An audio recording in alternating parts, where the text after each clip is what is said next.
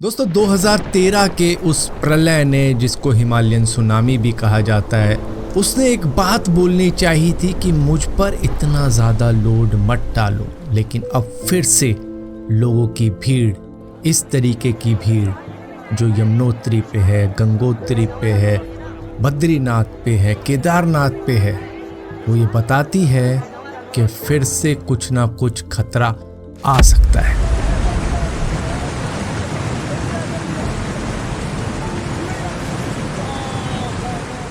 क्योंकि अब भी ये जो पब्लिक है, ये जो क्राउड है, ये अनकंट्रोलेबल हो रखा है। जब सोशल मीडिया का दौर नहीं था तब क्या इतनी ज्यादा भीड़ हुआ करती थी? अब जो भीड़ होती है उसने 2013 के भी रिकॉर्ड तोड़ दिए होंगे। मतलब 2013 में जब त्राजेडी आई थी तब लाखों में गई थी पब्लिक, लेकिन अब उससे भी डबल ट्रिपल पब्लिक जाती है केदारनाथ के दर्शन करने, गंगोत्री के दर्शन करने, बद्रीनाथ के दर्शन करने, और वहां पर इतनी ज्यादा भीड़ हो जाती है। और ये दौर है सोशल मीडिया का जहां पर लोग रील्स देख के कहते हैं कि भाई हमें भी जाना है, हम भी एक अच्छी फोटो खींचेंगे, हम भी एक अच्छी वीडियो बनाएंगे, हमारी भी एक अच्छी खासी ट्रिप हो जाएगी जहां पर हमको बर्फ भी देखने को मिलेगी, एक प्रकृति के वो नज़ारे देखने को मिलेंगे जो यहाँ दिल्ली, मुंबई, मतलब भीड़ भड़के वाली मेट्रो सिटी में बैठ के नहीं देखने को मिलते। लेकिन वहाँ पीस है, वहाँ नज़ारे। लेकिन अब पब्लिक इतनी ज़्यादा हो चुकी है कि जिस पीस को आप ढूंढने के लिए वहाँ पर निकले थे, कई बार वो आपकी ज़िंदगी में हड़कंप भी ले आती है। क्योंकि कई सारे लोगों के साथ में उस ट्रैक के ऊपर एक्सीडेंट भी हो जाते हैं। कईयों का पाँव फिसल जाता है, मोच आ जाती है कि वो वापस जाने तक के लायक नहीं रहते। कई सारे लोग ऊपर चले जाते हैं, वहाँ पे ऑक्सीजन की कमी हो जाती है, कईयों को हार्ट अटैक आ जाता है। तो अपनी पहले फिटनेस देखो, अपनी हेल्थ देखो, उसके बाद में इस तरीके के ट्रैक को करो। लेकिन जब इतनी ज़्यादा भीड़ एक बार में पहुंच जाती है तो फिर से हिमालय आवाज़ लगाता है कि शायद तुमने मेरे 2013 के नज़ारे को भुला दिया है, जो मैंने दिखाया था कि इतनी ज़्यादा पब्लिक यहाँ नहीं आनी चाहिए। लेकिन अब रोड इतने ज़्यादा चौड़े हो चुके हैं, रोड इतने ज़्यादा अच्छे हो चुके हैं कि लोग बाग सिर्फ एक दिन में ही सोनप्रयाग पहुंच जाते हैं और अगले दिन फिर वो केदारनाथ के लिए ट्रैक कर रहे होते हैं। इतना ज़्यादा इजी हो चुका है अब केदारनाथ, बद्रीनाथ, गंगोत्री, यमुनोत्री तक पहुंचना, जो कि एक अच्छी बात है कि रोड अच्छे हुए हैं। लेकिन क्या इस भीड़ को कंट्रोल नहीं किया जाना चाहिए? क्योंकि अगर इस भीड़ को वक्त रहते कंट्रोल नहीं किया गया, एक लिमिट सेट नहीं की गई कि पर डे इतने ही लोग जा सकते हैं, तो शायद 2013 से भी बड़ी एक त्रासदी देखने को मिल सकती है। क्योंकि डॉक्यूमेंट्रीज के अंदर हमने देखा है कि केदारनाथ का जो टेम्पल है वो एक्चुअली में रिवर बेड पे ही है, वहाँ से रिवर का फ्लो होता है, जिसकी वजह से वहाँ पर उसी तरीके का कंस्ट्रक्शन हो रहा है कि अगर इस तरीके की त्रासदी दोबारा से आती है तो उतना डैमेज ना हो जितना पहले हुआ था 2013 के वक्त में। लेकिन जिस तरीके का क्राउड चला जाता है, क्या आपको लगता है कि अगर छोटी मोटी चूक भी हुई तो क्या उससे बड़ा हादसा नहीं हो सकता? और चलो वो सारी बातें भूल जाते हैं। मैं आपको बताता हूँ, मैं केदारनाथ 2 बार होके आ रखा हूँ। एक बार मैं 2010 के करीब में केदारनाथ की यात्रा में गया था, तब इतना ज़्यादा क्राउड नहीं था। मैं 2 महीने की छुट्टियों में गया था जब मैं स्कूल में था, और तब जाने के बावजूद भी मैं करीबन 2 बजे के करीब पहुंचा था केदारनाथ टेम्पल, और उसी दिन वापस रिटर्न कर लिया था। पहले वाला ट्रैक थोड़ा सा ईजी भी होता था, जिसकी वजह से ये हो गया। और उस वक्त में भी मुश्किल से 1 घंटे मुझे लाइन में लगना पड़ा था। लेकिन अब अगर आप जाते हो केदारनाथ की यात्रा में, आपको बड़े अच्छी तरीके से मालूम है कि लाइनें कितनी लंबी लग जाती हैं। जहाँ पर एक अलग से भी लाइन होती है VIP की, वहाँ पे पैसा वैसा चल जाते हैं अंदर एंट्री लेने के लिए। खैर उसकी बात तो नहीं करूँगा। लेकिन मैं 2023 नवंबर महीने में दोबारा से केदारनाथ की यात्रा पर गया था, जहाँ पर सुबह के 4 बजे लगने के बावजूद भी, मतलब आप क्राउड को देखो कि ऑफ सीज़न में भी इतना क्राउड है कि मेरा नंबर 8:30 बजे आया सुबह के। मैं कोई उसमें ये नहीं कह रहा कि भाई इतनी लेट नंबर क्यों आया, ये नहीं, वो कोई दुख नहीं है भाई। लोग 8 बजे 9 बजे लग जाते हैं लाइन में, और इतनी लंबी लाइन हो जाती है वो कि आप इमेजिन नहीं कर सकते, जो कि आप इस वीडियो के अंदर देख रहे हो। कि मतलब मैं पीछे जाता जाता थक गया कि लाइन का एंड देखूंगा, वो एंड नहीं मिला। मैंने कहा भाई वापस चलते हैं। अब केदारनाथ के दर्शन करने के बाद में, खैर मेरे दिमाग में तो आ चुका था कि भाई इसके ऊपर वीडियो मैं ज़रूर बनाऊंगा, क्योंकि जिस तरीके का पोल्यूशन वहाँ पर फैल चुका है, जो कि प्लास्टिक पोल्यूशन है। मतलब आप जाते हो इन वादियों के नज़ारे देखने के लिए, उस ट्रैक को देखने के लिए, केदारनाथ दर्शन करने के लिए, लेकिन उसी रास्ते में लोग इतना ज़्यादा प्लास्टिक पोल्यूशन फैलाते हैं, इतना ज़्यादा कूड़ा फैलाते हैं, सिर्फ इसलिए कि बस हमारे लिए इजी है करना। कौन उठा के लेके जाए वो प्लास्टिक, वो कचरा। भाई जगह जगह पर वहाँ पे जो भी छोटे मोटे स्टॉल आते हैं उनके पास में एक डस्टबिन होता है, आप उसमें भी डाल सकते हो कूड़ा। जो प्लास्टिक की बोतल, प्लास्टिक के रैप, प्लास्टिक के जो चिप्स वगैरह ये लेके जाते हैं, जो मतलब फाड़ते हैं पन्नी और उसके बाद में वहीं छोड़ देते हैं। मैंने लोगों को लिटरली देखा है बोतल ऐसे ही फेंकते हुए, घोड़े पे से चल रहे हैं, पानी की बोतल पी या पेप्सी की बोतल पी और उसके बाद में सीधा ही फेंक दिया खाई के अंदर। और उन्हीं खाइयों में से वहाँ की जो टीम होती है जो कि साफ सफाई के लिए होती है, वो जाती है अपनी जान का रिस्क लेके उन खाइयों के अंदर वो प्लास्टिक कूड़ा निकालने के लिए। उनसे भी मैंने बात करके देखी थी, लोग इतना कूड़ा फैला देते हैं और आप इतनी खाई में जाते हो निकालने के लिए। वो कहते हैं भाई कूड़ा फैलाओ, कोई दिक्कत नहीं है, लेकिन एटलीस्ट एक जगह पर इकट्ठा करके रखो तो उसको कलेक्ट करने में आसानी होगी। तुम खाइयों में फेंक देते हो, वहां हमें जाना पड़ता है रस्सियों पे लटक के अपनी जान का रिस्क लेके छोटी छोटी पन्नी निकालने के लिए, छोटी छोटी बॉटल निकालने के लिए। ये उनका काम है कि वो उस एनवायरनमेंट को, वो उस वादियों को साफ सुथरा रख पाए। लेकिन क्या लोगों की ये रिस्पॉन्सिबिलिटी नहीं है? जो इतना ज्यादा क्राउड जाता है, हुड़दंगी भी जाते हैं एक्चुअली में, वही ज्यादातर इस तरीके की चीजें करते हैं। क्योंकि कोई फैमिली वाला हुआ तो वो तो एक समझदारी रखता है कि भाई चलो इधर उधर कूड़ा ना फैलाऊं। लेकिन जो हुड़दंगी जाने लग गए हैं ना, वो काफी ज्यादा इस तरीके की चीजें करते हैं। आप देखोगे कोनों कपाड़ों में वो कहीं आग लगा के हाथ सेकेंगे, कूड़ा कचरा पन्नी जो मिलेगी वो जला देंगे। एक आधा बोतल भी खोल लेते हैं, बाद में बोतल नदी में फेंक दी, किसी कोने कपाड़े में फेंक दी। मतलब जो नज़ारे आप देखने जा रहे हो, आप उन्हीं को गंदा कर रहे हो। एक्चुअली में वहाँ पर गवर्नमेंट को कुछ ऐसा काम कर देना चाहिए कि भाई उस जगह पर प्लास्टिक पूरी तरीके से बैन कर देना चाहिए। जिस तरीके से आप गौमुख के ट्रैक पर जाते हो, वहाँ आप प्लास्टिक लेके जा ही नहीं सकते।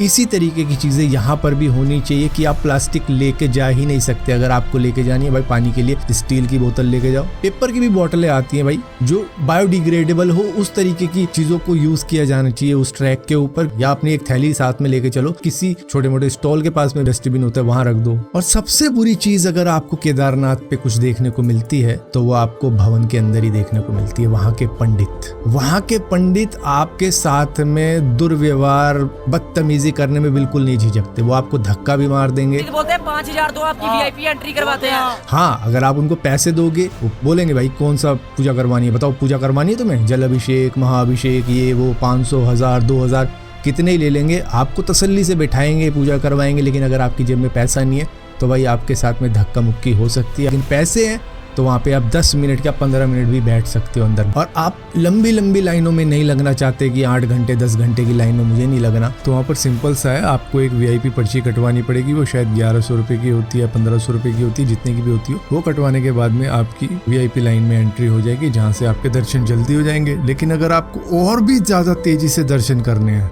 तो भाई उसके लिए आप वीआईपी टिकट छोड़ो, पंडित को डायरेक्ट पैसे दो, वो आपका हाथ पकड़ के भीड़ में से खींचता हुआ ले जाएगा अंदर।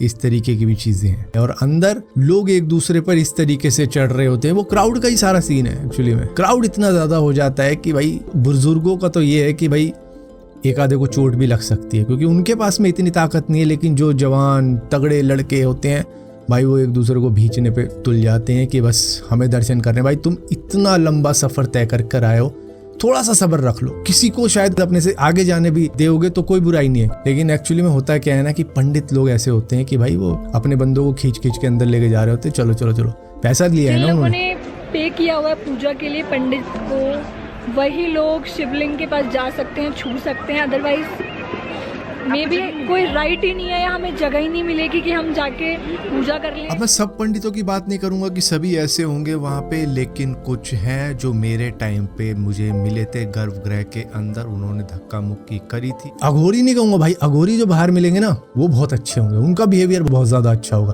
जबकि वो काफी ज्यादा अग्रेसिव माने जाते हैं। वो इतने प्यार से आपसे बात करेंगे, वो इतने प्यार से आशीर्वाद देंगे। लेकिन अंदर के पंडित सिर्फ पैसा पैसा पैसा, कौन पैसा दे रहा कौन पैसा नहीं दे रहा, निकालो, जो पैसा नहीं दे रहा निकालो। धक्का मुक्की आम है उनके लिए। अगर आप वैष्णो देवी में देखोगे ना तो वहाँ पे इतनी ज़्यादा भीड़ होती है, फिर भी वहाँ की मैनेजमेंट इतनी बढ़िया है। जो श्राइन बोर्ड है, आई थिंक अगर उसके अंडर में आ जाए केदारनाथ तो वहाँ की मैनेजमेंट काफ़ी ज़्यादा सुधर सकती है। दर्शन बहुत अच्छे तरीके से हो सकते हैं। लोगों को एक आधे को तो शायद चोट भी लग जाती होगी जिस तरीके से यहाँ पे दर्शन होते हैं, मतलब वो शायद वापस पैदल चल के नहीं जा पाए, इस तरीके से धक्का मुक्की होती है अंदर। जो भी दर्शन करके आया होगा उसको पता होगा कि उसने सारी चीजें अच्छी देख ली, लेकिन अंदर जो धक्का मुक्की होती है, एक दूसरे को दीवारों में घुसेड़ दिया जाता है धक्का मुक्की में ही। भाई तुम चले जाओ आगे, रुक जाओ थोड़ा सा, लोगों को जाने दो, एक सिंगल लाइन बन जाएगी, बहुत बढ़िया हो जाएगा। लेकिन वो सारा खेल मिसमैनेजमेंट का है, जिस तरीके से क्राउड जाता है, तो वो तो एक बाय प्रोडक्ट है इस क्राउड का, जो भी धक्का मुक्की होती है। अब आती है बात होटल की। भाई पता होगा भाई होटल इस वक्त में 15,000 20,000 इस तरीके से चल रहे हैं। जब मैं गया था ऑफ सीजन के वक्त में, नवंबर के वक्त में, पहले होटल का रेट हमने पूछा एक बंदे से, उसने बोला भाई 5,000 का है। अब हमने थोड़ा सा ये कहा कि चलो इससे भी सस्ता कहीं मिल जाएगा, और अचानक से वहाँ पे स्नोफॉल हो गई। अब सेम उसी बंदे के पास में जब हम वापस जाते हैं रेट का पता करके, जब देखते हैं कि भाई सभी लोग ज्यादा मांग रहे हैं, अब उसने होटल का रेट पता है क्या बताया, 8,000 रुपए, क्योंकि स्नोफॉल हो गई। अब इनको कुछ ना कुछ चाहिए भाई छुपने के लिए, क्योंकि अब ये घूम घाम के आ गए, चेक करके आ गए, तो 5,000 के बाद में सीधा ही 8,000 उसने रेट बोला कि भैया अब तो स्नोफॉल हो गई, अब तो और भी ज्यादा लोग लेंगे, 8,000 के 10,000 में भी लेंगे, 8,000 में लेना है तो बताओ। तो भाई फिर बात आ गई थोड़ी सी ईगो पे कि भाई तूने रेट बढ़ा दिए किसी की मुश्किल देख के, कि अब तो इसे चाहिए ही चाहिए होगा, वरना कहाँ घूमेगा ये बर्फ में।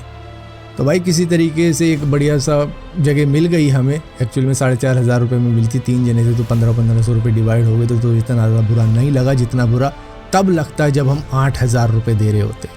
क्योंकि उसने भी सिचुएशन का फ़ायदा उठाया कि भाई अब तो ये लेंगे ही लेंगे, अब तो बर्फ़ पड़ गई, कहाँ ठंड में मरेंगे ये।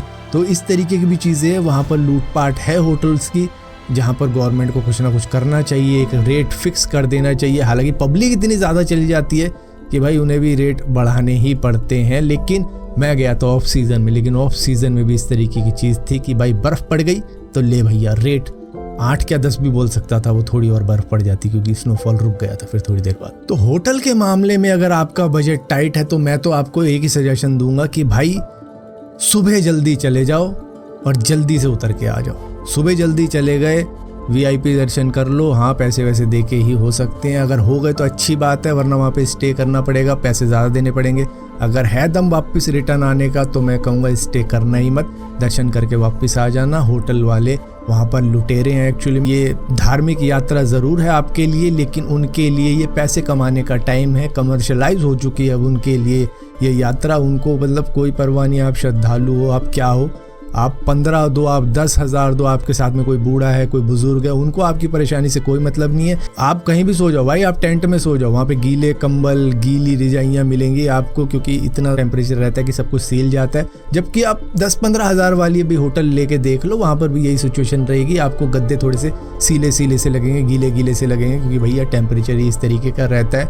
तो ये एक तो मुश्किल है, वहाँ पर सिचुएशन ही ऐसी है, हालात ही ऐसे वहाँ के वेदर के। अब कर लेते हैं बात थोड़ी सी खच्चरों के ऊपर। सभी बोलते हैं कि भाई खच्चर पे यात्रा नहीं करनी चाहिए, काफ़ी ज़्यादा दिक्कतें होती हैं उनको। ठीक है, मैं आपकी बात समझता हूँ, लेकिन कोई बुज़ुर्ग है, कोई बुज़ुर्ग महिला है, उनके लिए ठीक है भाई, जस्टिफाई है, क्योंकि देखो उनका वज़न उतना ज़्यादा होता नहीं। किसी बूढ़ी महिला का वज़न मुश्किल से 40-45, और वो खच्चर एक्चुअली में 200-200 किलो भी लेके जा रहे होते हैं। जब वहाँ पे कोई कंस्ट्रक्शन का काम चल रहा होता है ना, तो उनका सामान 200-200 किलो का होता है। तो उनके लिए एक तरीके से तो ये इंजॉयमेंट है कि वो एक 40-45 किलो के बंदे को लेके जा रहे हैं, या किसी लेडीज़ को लेके जा रहे हैं, उनके लिए फिर वो मज़े हैं। लेकिन जब कोई बंदा, बिल्कुल जवान बंदा, 20-25 साल का, 30 साल का, 35 साल का, अच्छा खासा हेल्दी है भाई, ट्रैकिंग बूट ले रखे हैं उसने, लेकिन यात्रा किस पे कर रहा है, वो खच्चर पे कर रहा है। सिर्फ अपनी यात्रा के लिए कह लो, वो यात्रा भी नहीं मानी जाती एक्चुअली में, वो सिर्फ अपनी इंजॉयमेंट के लिए आया कि वो थोड़े नज़ारे देखेगा और नाम के लिए टीका लगवा लेगा। कई लोग ऐसे होते हैं लाइन देख के दर्शन ही नहीं करते, क्योंकि वो दर्शन करने के लिए आए ही नहीं है, वो खाली इंजॉयमेंट के लिए आए हैं। और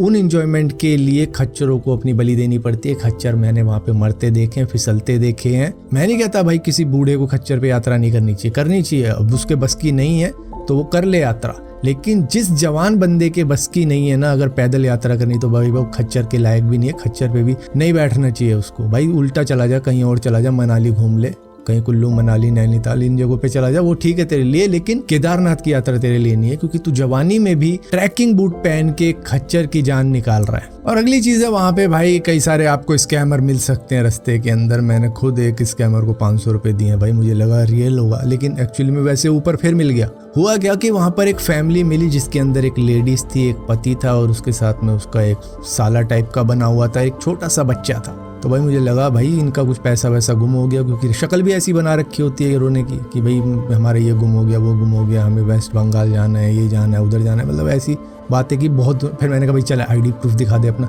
आईडी प्रूफ भी उसने वहीं का दिखा दिया, तो मैंने कहा हाँ भाई रियली होगा। लेकिन थोड़े ऊपर गया 2-3 किलोमीटर बाद फिर वही सेम टाइप की फैमिली थी, सेम टाइप के लोग थे, वो भी सेम स्टोरी कि मेरा पैसा गुम हो गया, बैग चोरी हो गया, ये हो गया, वो हो गया।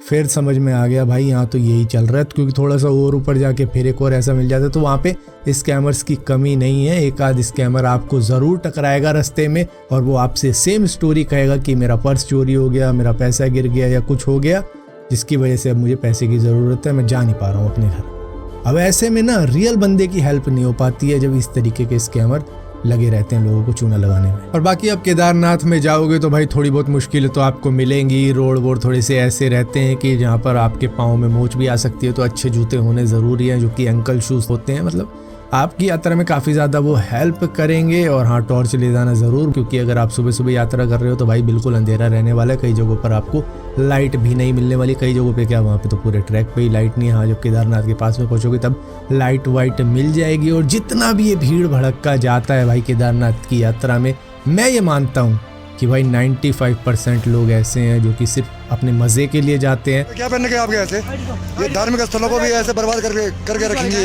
कई युवा ऐसे जो रील बना रहे हैं उन पर ये तुम नशा करने आ रहे हो, रील बनाने आ रहे हो, तुम लोग नाचने खुर्दंगी करने आते हो यहाँ पे, खुर्दंगी करनी है मत आइए, शांत रखे यहाँ। 5% ऐसे लोग होते हैं जो कि जेन्युइनली अपनी श्रद्धा, अपने दर्शन के लिए जाते हैं कि बस जिंदगी में एक बार केदारनाथ होके आना है। मैं 2010 में गया था और इतने सालों बाद मेरा मौका अब लगा है, तो मतलब होता है भाई, लोगों की लाइफ निकल जाती है, वो एक बार केदारनाथ के दर्शन नहीं कर पाते। तो वो लोग लकी हैं जो कि अभी केदारनाथ हर साल करके आ रहे हैं या फिर करके आ चुके हैं। तो अगर आप केदारनाथ जा रहे हो ना, तो भाई अपनी कुछ रिस्पॉन्सिबिलिटी समझो और कूड़ा कचरा तो बिल्कुल ही मत फैलाओ, या फिर कूड़ा कचरा फैला रहे हो ना तो उसी के साथ में अपनी एक सेल्फी ले लिया करो, ताकि दूसरों को भी पता लगे कि तुम करके क्या है। और ये ओवरऑल मेरा एक्सपीरियंस था जो मैंने देखा केदारनाथ के अंदर, कि इस तरीके की चीज़ें हैं और इस पर बोलना ज़रूर चाहिए, जो कि बहुत लोग नहीं बोलते। तो फिलहाल के लिए इस वीडियो के अंदर इतना ही था। अगर ये वीडियो आपको पसंद आती हो तो इस वीडियो को शेयर और लाइक ज़रूर करना।